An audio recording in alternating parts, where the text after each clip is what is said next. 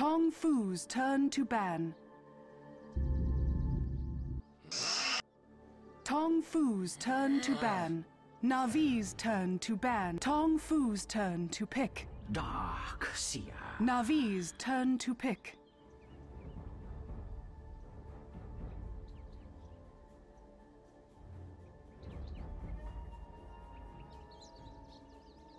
Chen. Navi's turn to pick. Alchemist. Tongfu's turn to pick.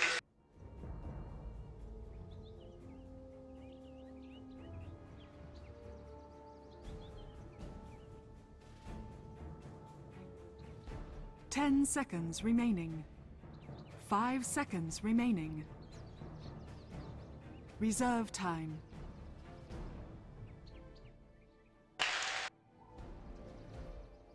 Welcome back to the floor of beautiful Benaroyo Hall. It's match point, Draskell. The upper bracket semifinals. Tongfu taking on the fan favorite Navi. Navi put on a hell of a show in game 1.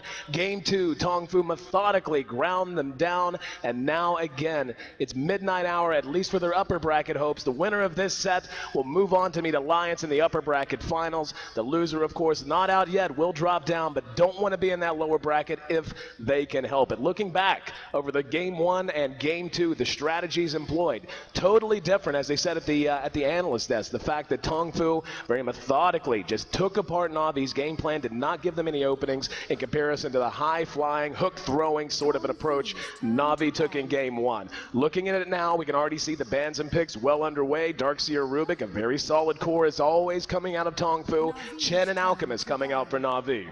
I think what we've gathered from this is Tongfu really likes Darkseer, and Navi really like Chen. Pretty sure it's been all 3 games that we've actually seen those heroes together for each of those teams at least. So this game's going to be no exception. Alchemist to follow up the Chen, obviously very strong, versatile. Navi is one of the teams, though, that typically doesn't run the Alchemist mid. A lot of other teams do, but Navi more often than not just put Host on that role. They put him in the farming role, and Alchemist is one of those heroes that synergizes well with Chen in the fact that he is actually strong mid-game.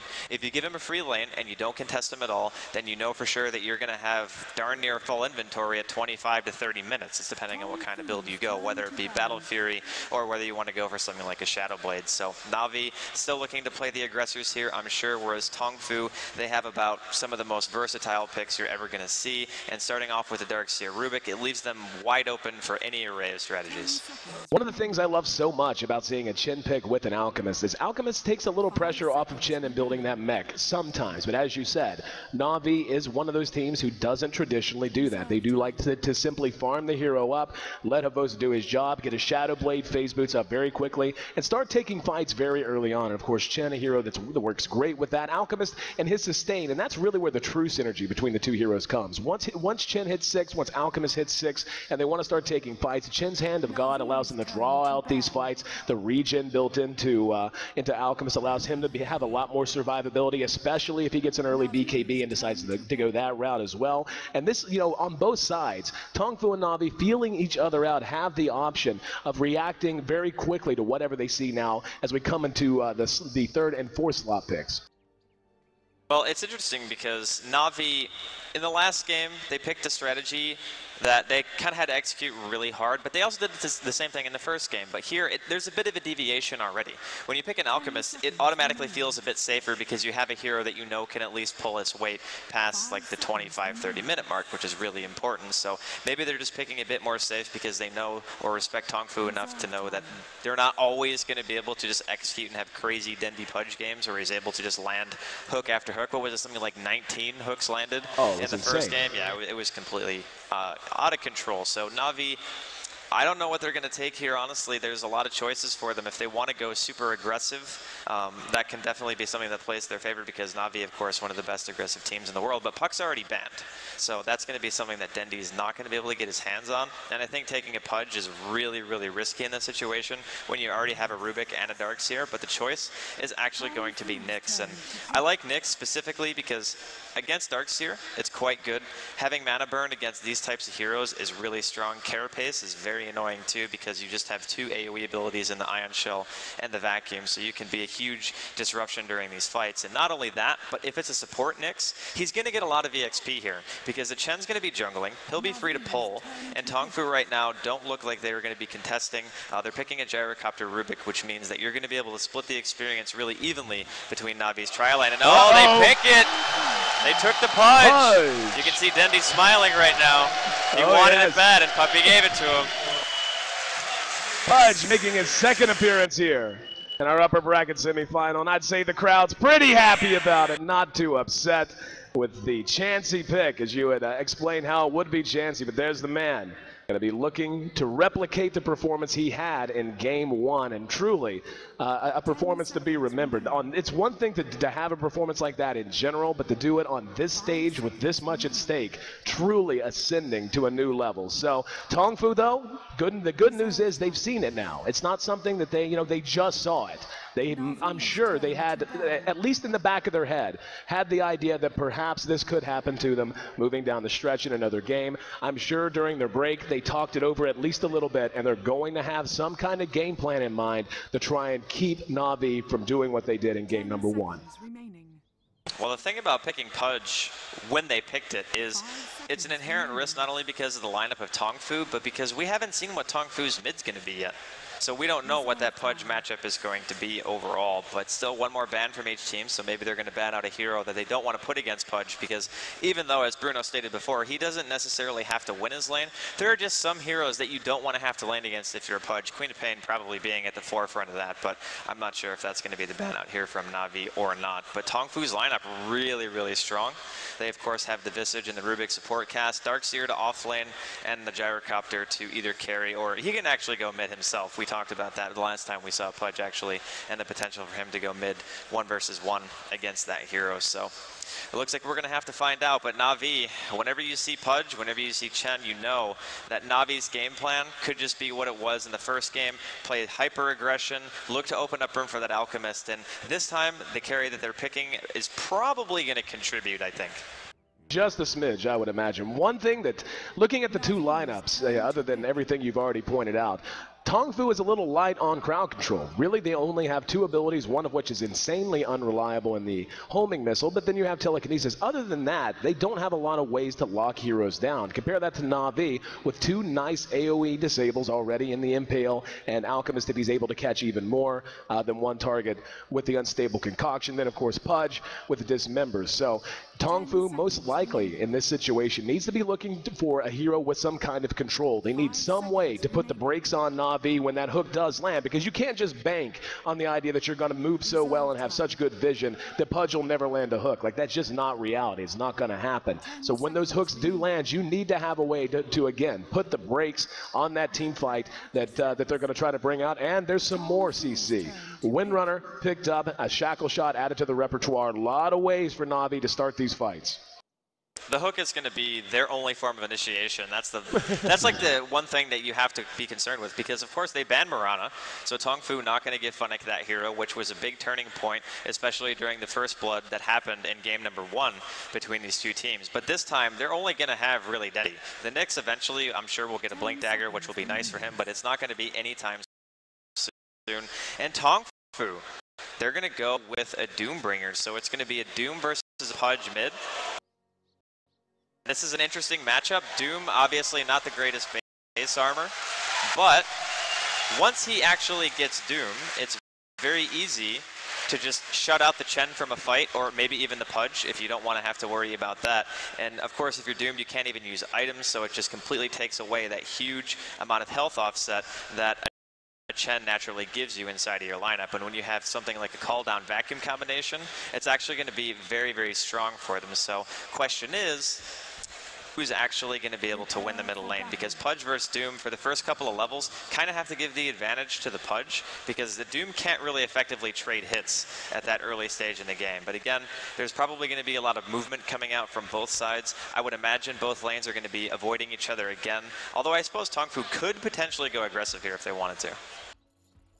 Both teams moving out as a pack of 5. Doesn't look like they're going to be heading to the same place anyway. We'll run through the lineups just so long. Yep, looks like they're going to go ahead and just take it easy. So starting on the side of Tongfu, Gyrocopter going to be farmed up by Hao. Going to have the Darkseer played by King J. Visage going to be handled by San Ching. Rubik played by Banana, and the Doom handled by Mu. On the side of Navi, Chen going to be handled by Puppy. Once again, we'll have Alchemist farmed by Havost. The Nyx Assassin going to be played by Kuroki, and Funnick handling our red-headed Windrunner. But the man of the hour, the master of disaster, the Pudge, going to be played by Dindy for the second time in this series. Just about ready to get underway. And both teams playing this ultra cautious. Tongfu standing right on top of each other. They have Sit and Mu on up to the top lane. King J actually hanging around mid, at least for the moment. They are going to go on back in. But as the horn blows, we're ready to go. Game 3, match point. Navi. Havost spotted out. Thought they were going to engage it. There's the haste rune, fortuitous haste rune.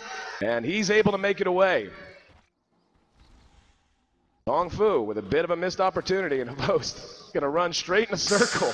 Say hello to him one more time before ducking back under his tower. So Tongfu with a bit of a missed opportunity. Up atop, we are going to see Mu setting up shop. Puppy's in that jungle, though. And Funnick there as well. Here in mid, already some rotation. Kuro going to show his face. King J against the Pudge. And there's a mana burn. Looks like he's just going to be hanging around just to try and help Dindy out, try to secure himself as much an advantage as possible. Havo's going to be under a lot of pressure down here on bottom as Tongfu opts to run aggressively as well. Yeah, they didn't want the Alchemist just getting a free lane, which I think is the right choice from Tongfu, and putting King J mid against the Pudge. If you're a Darkseer versus a Pudge, you're always going to be able to shove the lane harder than he will, because in order to counter push, he has to use Rot, which obviously takes away from HP, so not really the best solution. But they do have the capability of keeping Kuro around middle lane just to allow Dendi to do well in the early game phases, but that puts a lot of emphasis on Dendi actually landing just as many hooks as he did in game number 1, if not more, because Kuro, unlike going to the safe lane to try to farm, he's not going to get any experience here, and if he does, he's taking away from somebody who needs it much more than him in the Pudge. So I feel as though these lanes currently working out quite well for Tongfu. The only one that is probably not going to be going too favorably is Mu in this top lane on the Doombringer versus a Windrunner. This is pretty frustrating actually for him, and once the Puppy starts coming top with Kuro, the ganks are going to be very hard for him to avoid. We can see Kuro already making his way up. Down at bottom, we are going to have Kuro, or Havost, engaged upon in first blood. Picked up by Tongfu. Diving him under the tier 1. And you knew it was going to happen soon enough. Up at top, Navi rotating Kuro up, looking to make something happen. And looking to put pressure on this Doom. Mu happy to just soak experience. Windrunner handled by Funnick. We can actually see Mu is leading in experience by almost a full level. Yeah, this is really troublesome actually for Navi. There's a lot of movement that they've had to use so far. They need to make something happen. Killing Mu would be ideal, but honestly, between those heroes, this Nyx doesn't have a stun yet. Like, he needs Impale, and he's not even halfway currently to level 2. And now Tranquil Boots completed on Mu as well, so everything for Tongfu, I think, going well so far, but here comes the gank. Here we go, there's the mana burn. Puppy just doing some auto attacks, power shot. Mu walking his way back. The Ursa misses with the clap. And Mu chased all the way back into the woods, trying to eat himself up and hang on. He's got help. That's the Rubik. It's still 3-on-2. Mu will end up dropping. There's a telekinesis on the Puppy. Can they catch him? No, he got Funnick. Funnick, though, when running out one auto attack, they're going to need at least one more. And Funnick can't do it. Power shot, finally. Not just that kill, one of the hardest working Windrunners in the business, San Ching. Now their Impale tries to disrupt his Banana. And San Ching are chasing him. And he's ducked into the woods just trying to hide. Has no TP. He has to know he's dead to rights. And just going to run out. Down at bottom, we're going to have another engagement, but we will see them finally track her down. And Tongfu gets the return kill. Make it 2-1. Yeah, I think Funnick was dead there no matter what. I didn't think he would actually use the salve, because even if he does salve back to full, he has no TP and no mana. There's no way he's actually going to get out of that situation unless for some reason they decide to completely leave him alone. But on the upside, I guess Havost is left alone here for a little bit, so he's actually able to hit creeps for maybe the first time this game. He unfortunately actually has 11 CS right now, which is pretty impressive considering the start that he was up against in terms of hero matchup. But all in all, Tongfu still looking pretty good. Dendi's actually tied in terms of overall CS with the highest on the map, which of course is the gyrocopter now, but King J not able to push the lane that much, and Dendi actually doing pretty well here. Yeah, Dendi almost level 6, like you said, up pretty high. We are going to see a DD picked up here by King J. Tongfu stabilizing things out. They've left the gyro against Havos now. Gyro sitting at actually underleveled by about a level, so certainly Havos going to feel fairly comfortable here, though he is going to be taking some abuse from the harassment. And now, though, Sansheng rotating his way back down. Kuro making his way back down as well. A lot of movement very early on in this game. 3 kills already in a 4.5-minute game. Windrunner almost level 5. Banana's working on level 4, almost halfway to level 6 for the Doom. But Dendi is now level 6, so we'll see when he wants to start wandering around the map. Yeah, really the key point is 7. That's when your hook is the longest. It's 200 range increase per level, and of course it does 90 more damage. So having Dismembered is great, but I think he's probably just going to sit here until he manages to get 7, then potentially go to that bottom lane, maybe try to score a kill on How, maybe even try to help top.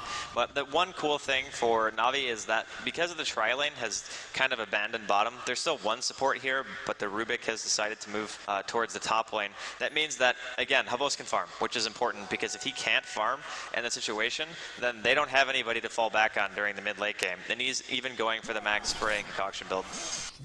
And King J and Pudge going back and forth, but both survive, make it away quite safely. They'll be able to bottle themselves back up. But already see Dendi getting a bit restless. And again, waiting to see when he is going to start to try and be that terror across the map. Tongfu just continuing to rotate heroes around. And taking a look at Puppy, he's really been quite quiet all game. He's got 200 gold. He's just level 4 right now. Not too bad for 6 minutes into the game. Quicker he gets to 6, better off they'll be, obviously. But at some point, this just has that feeling in one of those games. And it might not necessarily be Navi. There's just going to be a string of kills, and one of these teams is going to look to put the pressure on and just put the pedal to the metal and not let up.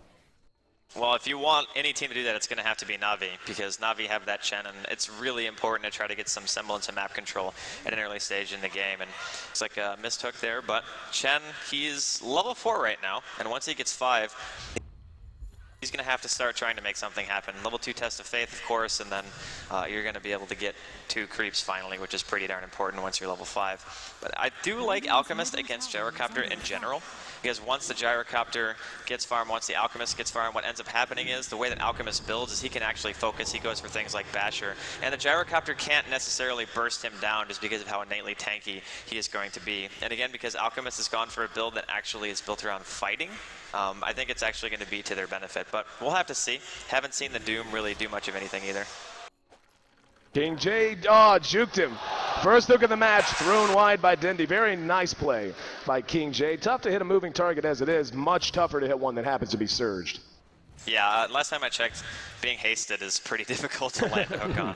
But Dendi's still looking for it, which is important. The thing is about Pudge, if you go and you try to apply pressure to the map, you're going to force people back no matter what. That's just the effect Pudge has. Oh, the hook! Oh, max range! Finds Hell! And gonna notch his first kill of the game. He shot that perfectly. Small opening between the creeps. He was standing right about here and caught him at max range on that hook. 2-2. You know what was really interesting about that is he walked past the ward while he was going towards middle lane, and How was just like, nope, it's fine, just gonna chill here. It's okay, everything's fine. And now Dendi's actually going to pick up a smoke too, so he's going to continue to play this aggressive. And with How going mid and dying, they're actually leaving Havos completely uncontested now on the bottom lane. You know, this is why these lineups work so well. We saw the same thing in game 1. Havos just left to his own devices, farmed up every item he needed, was way ahead. And it's the same effect now. You just Pudge is one of those heroes that changes the way the enemy has to approach the game. He will be sniffed out this time, though. Moo looking to get the Doom off of him. And nope, going to get Funnick this time. There's a hook, bailing his buddy out. And Funnick quite happy to have the Butcher on his side. Tongfu with 3 atop now here in mid. We see King J has retaken his station against the Nyx assassin, who's certainly looking for levels. But you want to talk about some gank potential. How about once Dendi and Nyx begin to run together? Once he finds 6 and has Vendetta, he's going to be free vision. Yeah, that's one of the nice things about their lineup is they have great heroes for playing aggressive and trying to find those kills. And I'm sure with Navi, we're going to be seeing a lot more of them. King J, though, He's working his way towards that mech. He's actually almost got it. He's got his headdress money right now. He just needs to buy the recipe. And that's going to let Tongfu pretty much group up and try to fight as 5. That's one thing that their lineup can do quite well. And King J going to get concoction here bottom, but I think he's going to be fine. Yeah, he's just going to surge away. But Tongfu's lineup fighting 5 versus 5, if they doom the Chen, I think it's actually pretty reasonable for Tongfu to take some early game fights. Indy looking for a hook, spotted a few. And hoping they come back. There is one creep. And yep, he'll take the gold. It's fine. He's going to be hitting hooks one way or the other. Both teams had a ward there, so both were very well aware of what was going on. But we're coming up on 10 minutes now. And as you mentioned, Havos is playing a bit of catch up. He's actually up to 37 CS, which is not bad at all. And Dindy continuing to just wander around, just patrolling the riverside, looking to make something happen. And nope.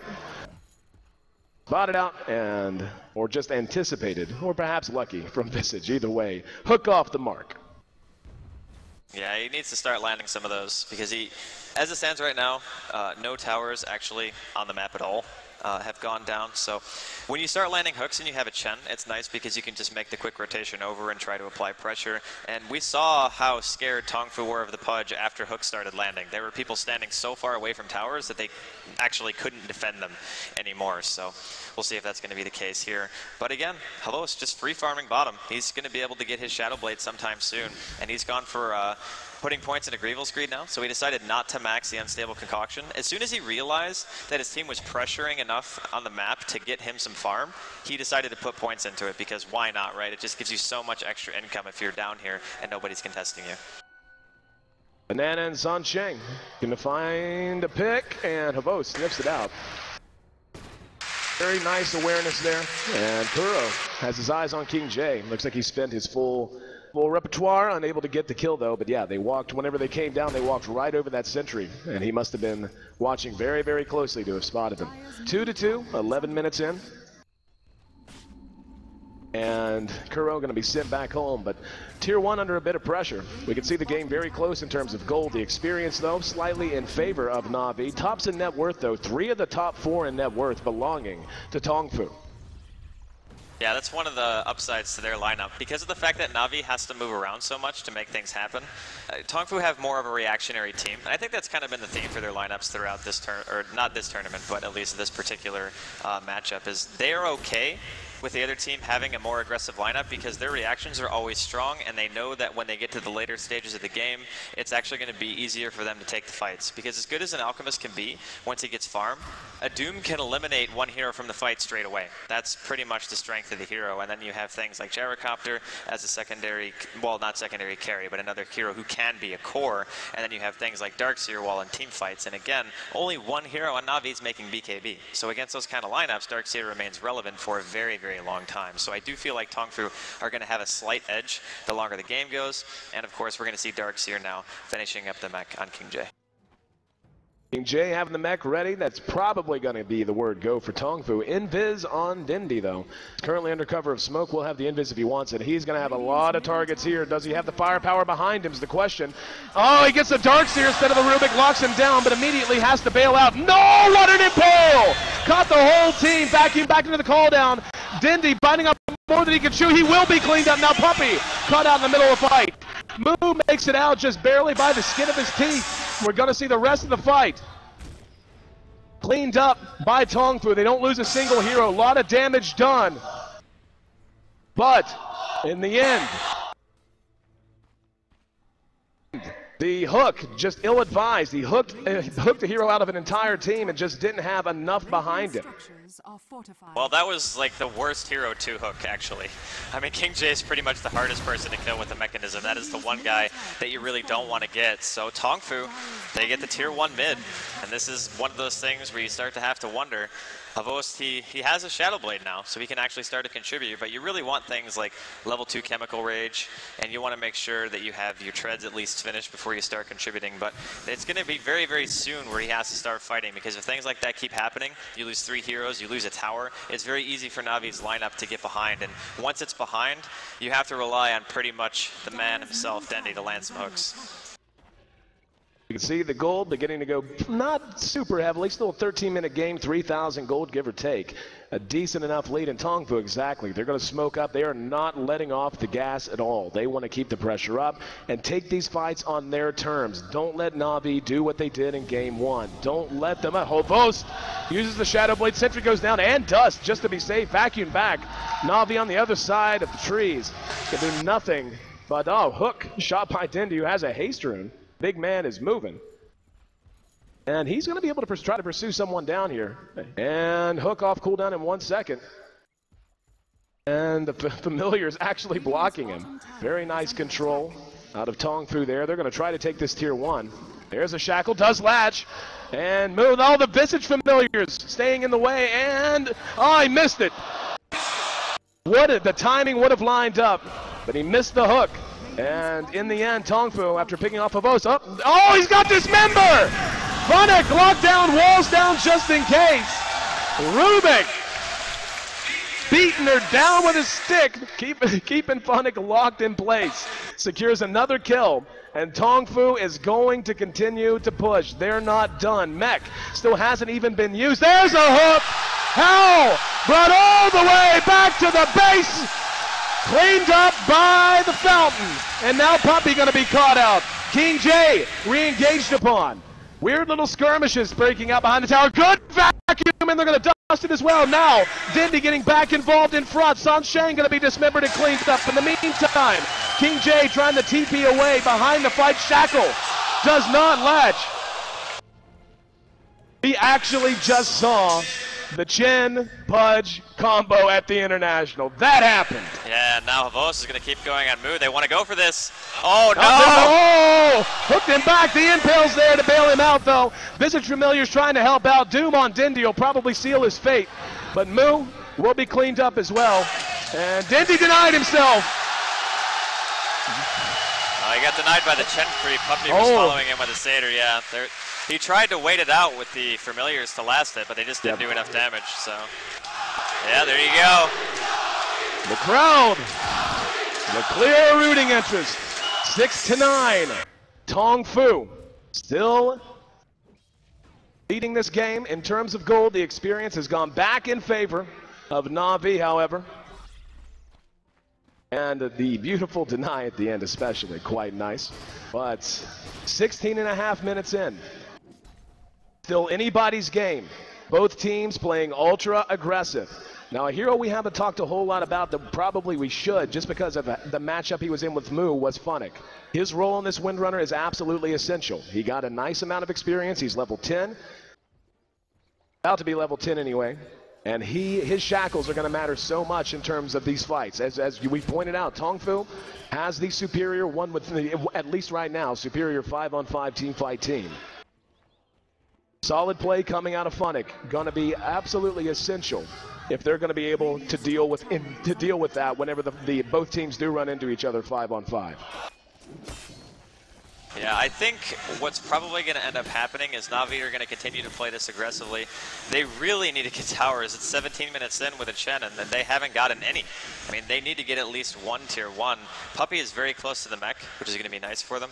And whereas Funnick, he was 1 versus 1 for a while, the rotation while helping Havos get farm hurt Funnick. So Funnick doesn't have his 4 staff yet, and he really needs it because when you get slowed down or they go in for the vacuum, you want to be able to 4 staff out immediately. Even helps with things like Rubik and Tongfu. They're smoked up, they're looking for something here, but Navi pretty much is 5-man farming their own Ancients, which is an interesting tactic, but looking at Tongfu pushing top, I think Navi's choice really is to just try to push mid. See, they're going to rotate over to top, at least look like they are, sending a couple over. Dindy kind of hanging out at the moment. He's going to take a path less traveled. We'll spot a haste rune. Very nice pickup for him.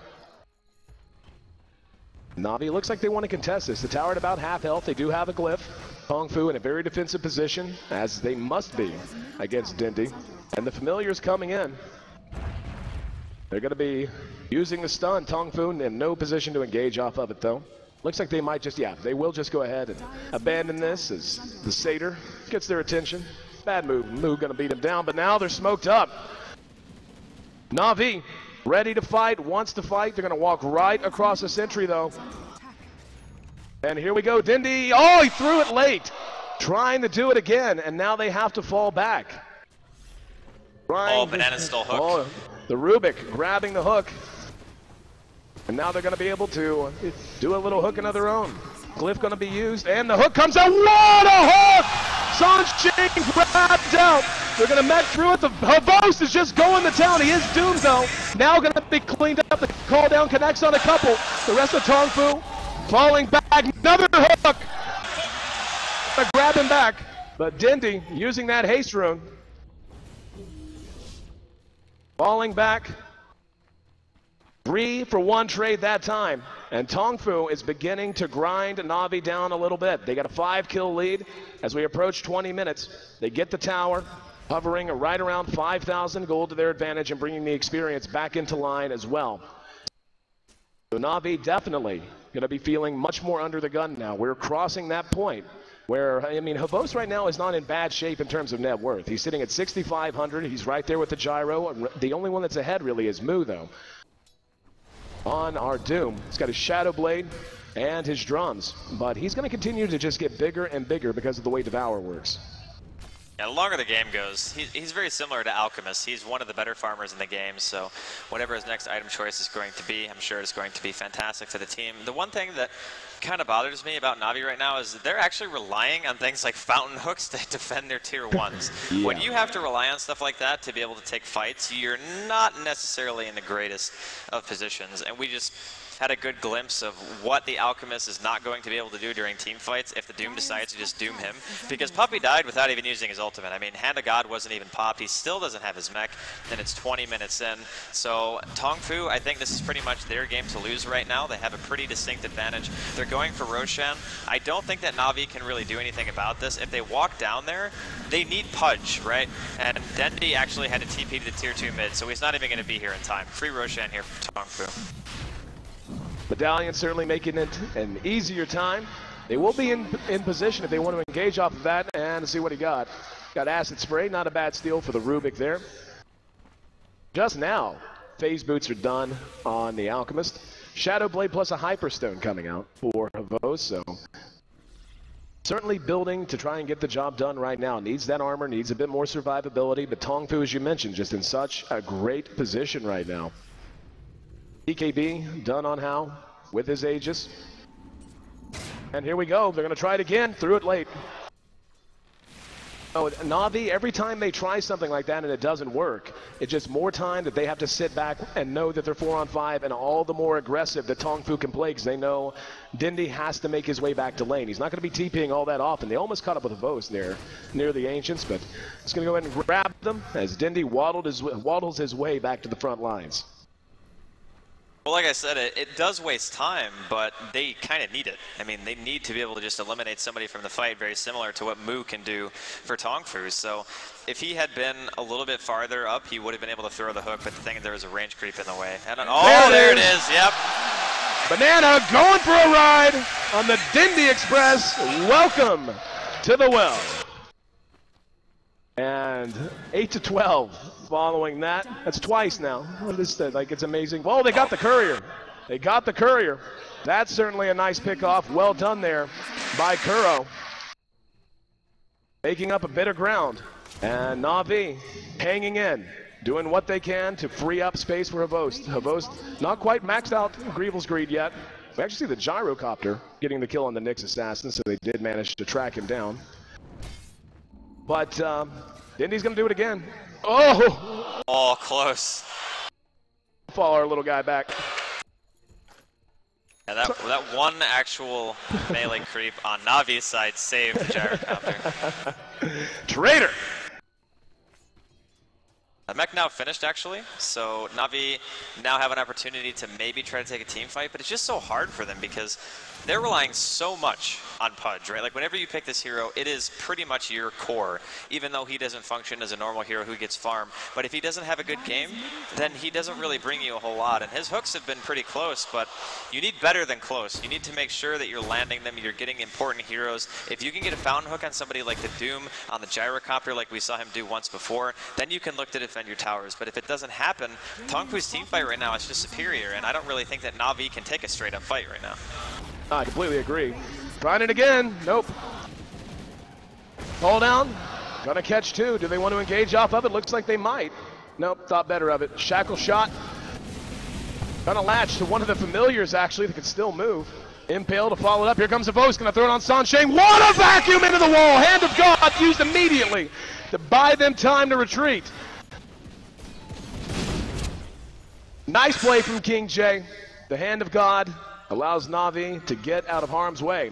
We're 24 minutes in, but things are beginning to feel rather untenable for Navi. They have to shake things up, and they have to do it in a hurry. Yeah, there's a really significant goalie right now for Tongfu. It's just about 7,500, which at this point you can turn it around, yeah, but the Navi have the tools to do it. I mean, you have a Windrunner who has a Force Staff, you have Pudge who basically has treads in an urn at this stage in the game, and the Alchemist really is the only hope for Navi in terms of making it to that late game phase where you're going to be able to fight. But again, Tongfu's draft it functions well against that kind of a lineup, because if you're only relying on one hero to carry, and the Alchemist needs to be the one who's huge, if you doom him, how does he carry his team in that fight? Like, how do you continue to fight if you can't use any abilities, even through BKB? I mean, it's a really tough situation for Navi to be in. So they're going to keep relying on those hooks. Let's just hope Dendy has them. And here we go. He's looking for one now. He's going to be telekinesed and actually sent home as he was trying to grab him, unable to do so. And for about the 15th time, he's going to have to walk back out to lane. I'm surprised Pudge isn't losing weight by now. He spent a lot of time walking from the base back out. Yeah, he's spent quite a bit actually going for these hooks, and the thing is he can actually walk back out if he misses, but if he lands the hook and the fight starts, he can TP back to the tower. That's kind of what they did during the bottom fight. But Hello's going to try to TP out here. Oh man, it's going to be close. Made it.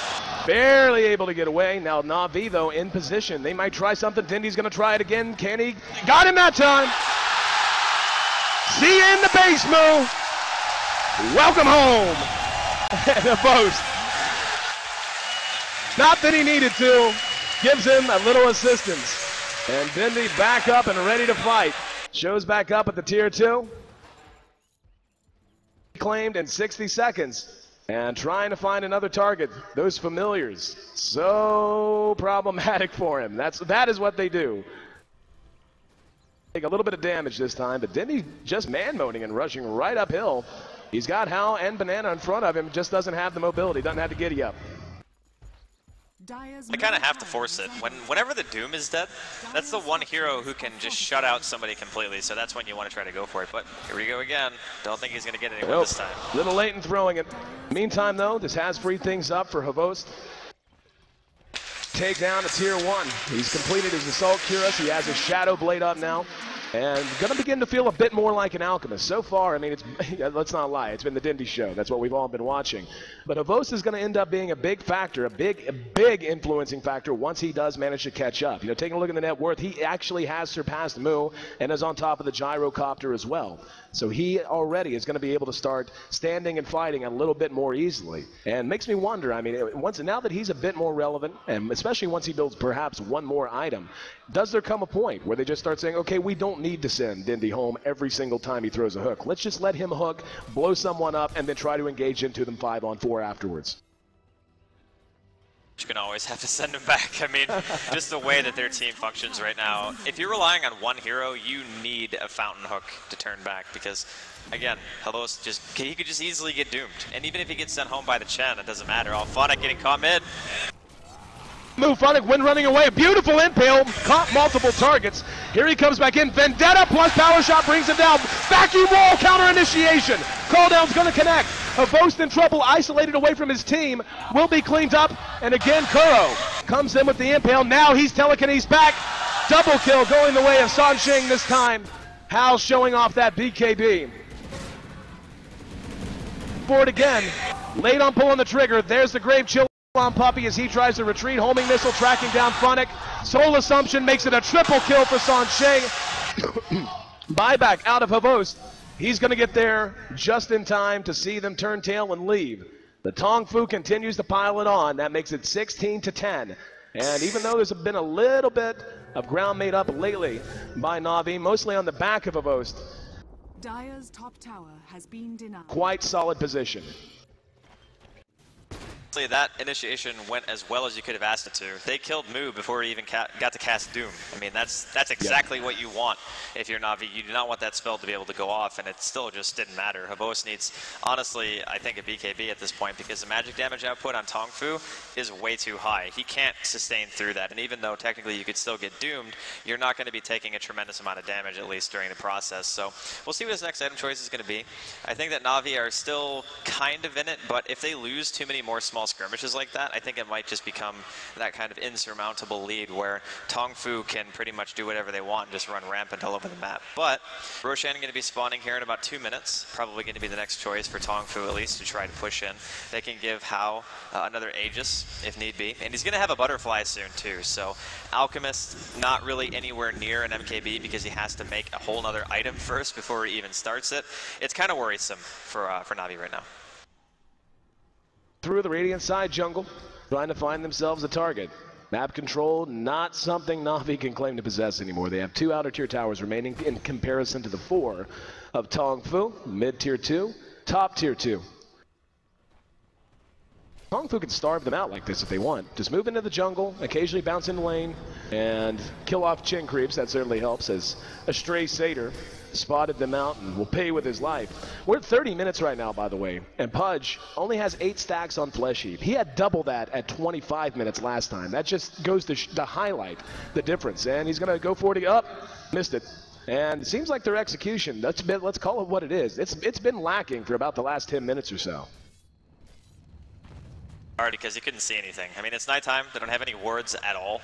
Tongfu are pretty much dominating the map right now, but it's just a desperation move to try to get something back, and King J having a gem makes it so Navi really aren't going to have vision ever unless there's a pretty big mistake made. But Puppy buys one of his own, so he buys a gem to try to deward and get his part of the map back, where Tongfu have just littered his jungle with wards. Even the top lane, they even have a lane ward there as well. And with Roshan being up any second, this is the time where Navi has to try to fight. The downside is that if they try for a fountain hook around Roshan, Dendy's not going to be able to TP right back to the fight. He needs to hit somebody very high priority, like the Gyrocopter. I think the Darkseer is also a good choice, and maybe the Doom.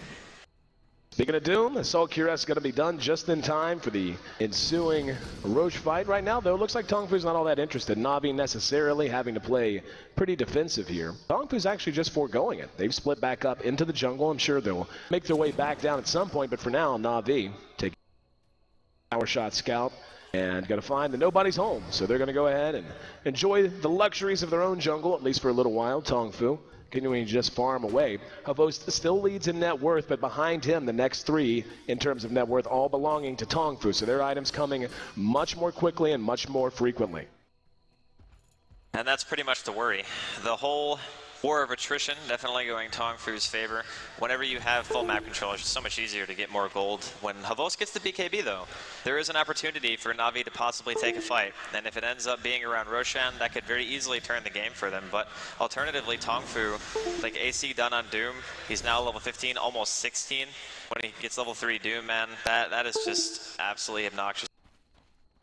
Much damage especially, and even after that, if he wants to, he can go something like a Scepter, and Scepter I think would function well here just because, again, if you can shut out Havos forever just by walking next to him, I mean, the rest of Navi's lineup doesn't do that much damage. They're relying on the fountain to kill their heroes, so yeah, troublesome still for Navi. I feel like Tongfu could very easily just go for Roshan here if they wanted to.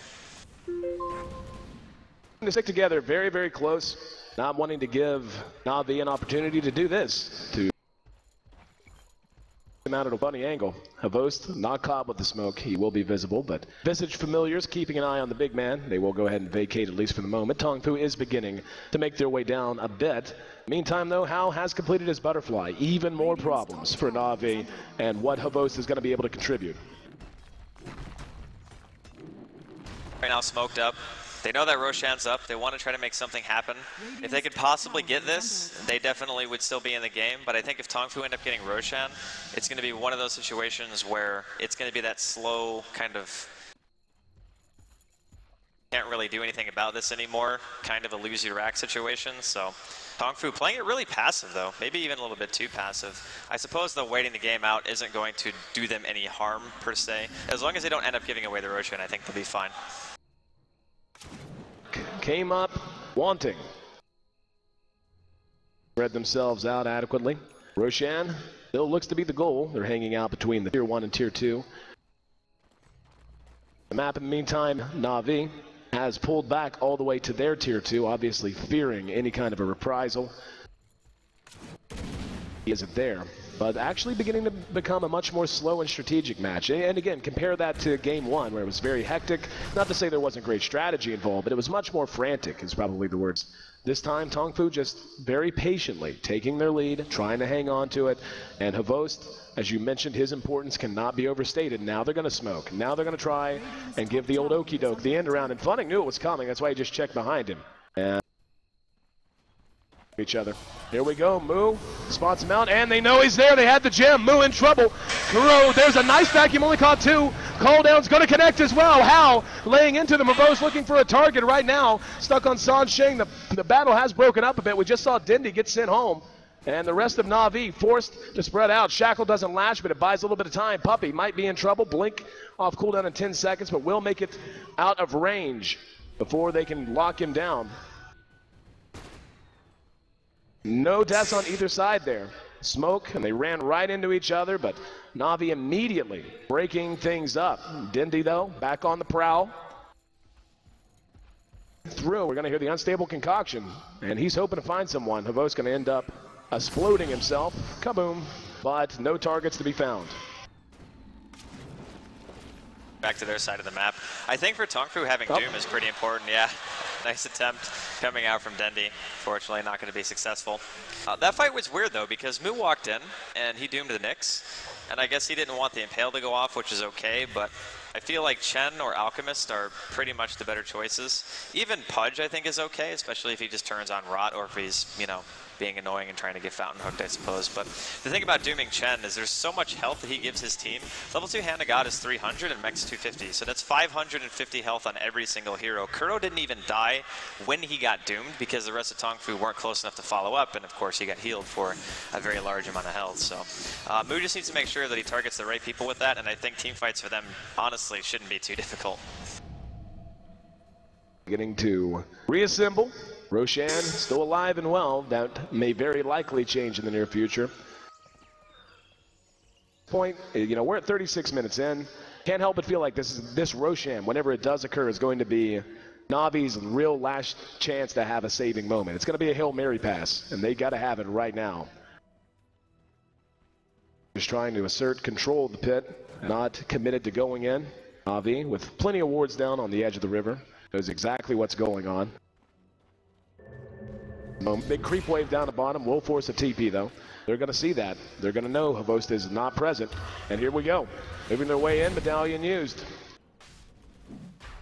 High ground. Havost not being there. Radiant's bottom tower is under attack. Difficult fight. Closest place he can TP is the tier 2 mid. He's just going to farm for the moment. They mage it, yeah. They're just going to give it away. Has fallen to the dire. Tongfu, and now charging back out. Dindy going to be spotted, and he gets, no, he doomed the Chen. That's a much better choice. Oh, he got him! He got him! Not going to follow it all the way because we got a battle to watch with Puppy. Trying to get away from it, going to be telekinesed back, and they will be able to get him as well. Bury me beneath a tree. One trade, and wow, Hal still alive down there. Finally, managing to bring him down, so that Aegis goes to no use. The fountain hook, quite successful, and it feels like a breath of air. It's almost as if Navi felt like they were drowning, and finally they're just able to break water and take a deep breath of air. If they didn't have fountain damage, there is no way they would have been able to kill that gyrocopter. That was an absolutely insane play, and actually keeps them in the game.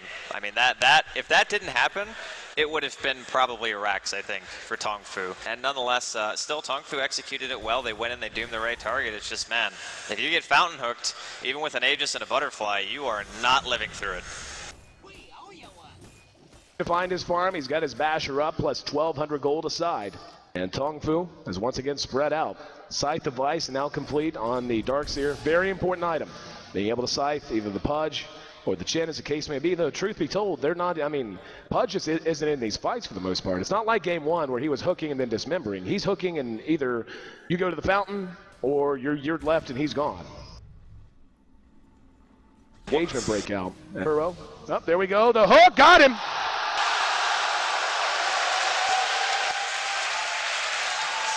And a long ride to Shanghai. Welcome home. Gets another kill. Here we go. Kuro going to be caught out in the river at the same time. Force Staff tries to get him to safety. Does not have Carapace. Shackle shot. Almost perfect. Was perfect, but the impale caught everyone as well. Kuro now with the Carapace. Counter initiation. Down goes the wall. That's just Havos chopping wood on Banana though. Gets the kill. Now he's going to have to go to work on King J. Here comes Dindy. Vacuum into the wall once again. He's dismembering.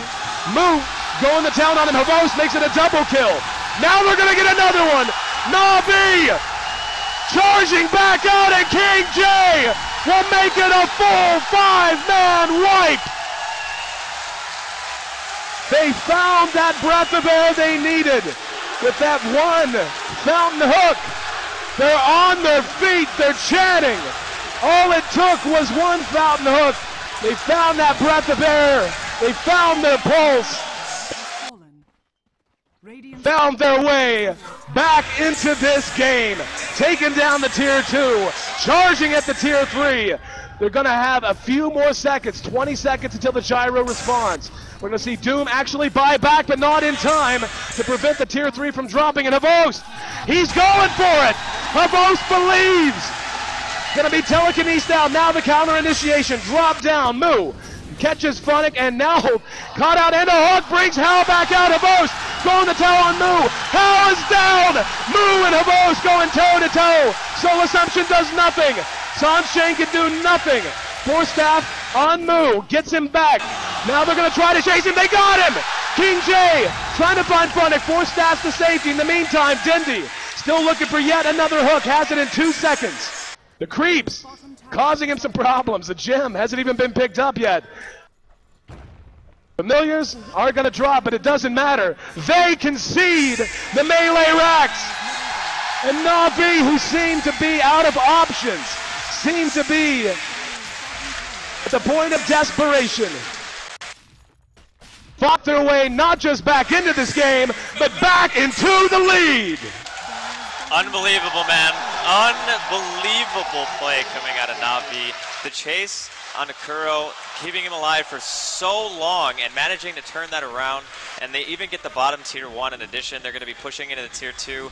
Tongfu just lost so much during those last engagements. It all starts back with the fountain hook onto Hao after they got the Aegis. It was so difficult for them to recover from that because they needed the gyro's damage. And Hao didn't get his BKB off before the dismember and the base push either, so he just immediately died. Kuro was able to get his damage out. So Navi, they re-established full map control, and now the shoes on the other foot. Tongfu sitting inside of their base. Not actually going to connect that time, but still, Tongfu, I can't believe this got turned around in them like that. An arena of people shocked at what Navi has accomplished so far. The game ain't over, still a lot of Dota to be played. But the point of desperation they had reached, you know, fountain hook, when you lose every fight that you don't land a fountain hook at, tends to mean things are a little bit troublesome. And it looked as if Tongfu was ready to just slam that door completely. One big play and that big turnaround. King J caught with the shackle, doesn't latch. And it looks like, yeah, managed to get shackle for himself. Very nice spell for Rubik to have stolen. Dindy goes fishing just to the left of Sansheng. And looks like Kuro poking his nose around. Roche going to be up in about 4 minutes, give or take. But Navi definitely playing more aggressive now. For the last 10 to 15 minutes, they did nothing but stick as 5 and sit more or less under their own Tier 2s. But now on the enemy side of the river, they feel large and in charge.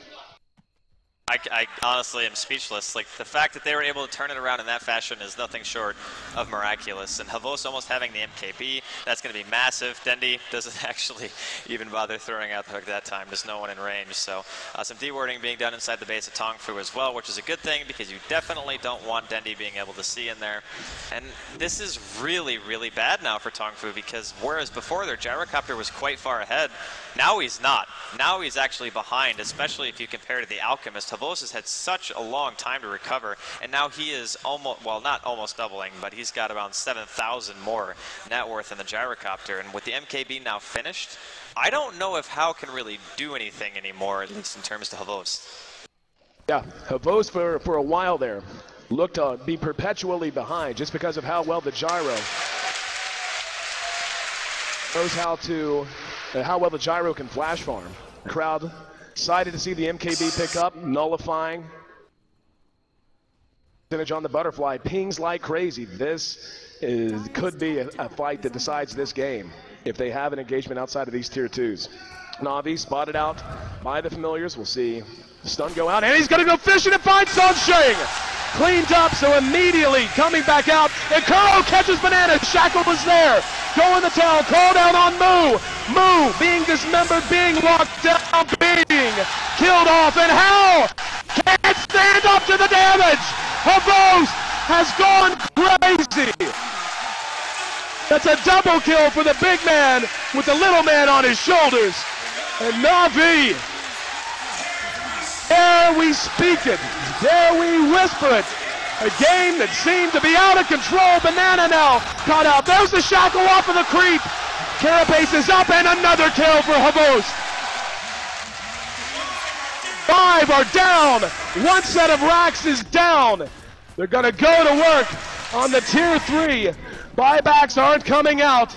Dare we think it? B. Navi bringing down the last remaining vestiges of hope for Tongfu. The tier 4s under assault. Kuro and Dindy looking to farm the well if they dare come out. They think better of it and move on to the tier 3 bottom. It's gone. Now the last racks, one's down. Can you say mega creeps? Navi, he got him! One more! This is what you call one for the road! Man, I cannot believe that they actually did it. Funnick's going to be running here as well, though, from Tongfu. Funnick vacuumed back. Locked down, cleaned up. Pretty sure that's not what anyone here cares about. Tongfu played a phenomenal game too. Played so well for so long here in game 3. But the hook heard round the world, Draskell. That first hook that shut them down when they were pushing the last time. And we're going to see Puppy spotted out. He will be doomed. We're actually going to see Havos going to work now, getting a kill as well. Puppy, Dindy's there to try and help him though. He's not doomed. Puppy trying to juke him around. And yeah, keeping it on him. There's the impale to follow it up. Puppy still alive. Mechs through him. GG! Navi has snatched the berth in the upper bracket grand finals from the brink of defeat. A game that looked to have slipped away from them, and they shocked the world. The capacity crowd here on the floor of Benaroya Hall. Arms are in the air, voices are raised. A standing ovation for the boys of Navi. Very well-deserved victory for Navi. I mean, I think what we learned here is you can never count out a Dendy punch, ever. No, ever. That fountain hook on Hao totally turned the game around for them. Absolutely brilliant performance coming out of Navi, coming back from what I think many were thinking was insurmountable lead coming out from Tongfu. But you still have to give it to him. Tongfu played a fantastic series. Tongfu, not out yet. We'll be dropping down to the lower bracket. Looking ahead, though, we'll let the boys back at James's desk break it down.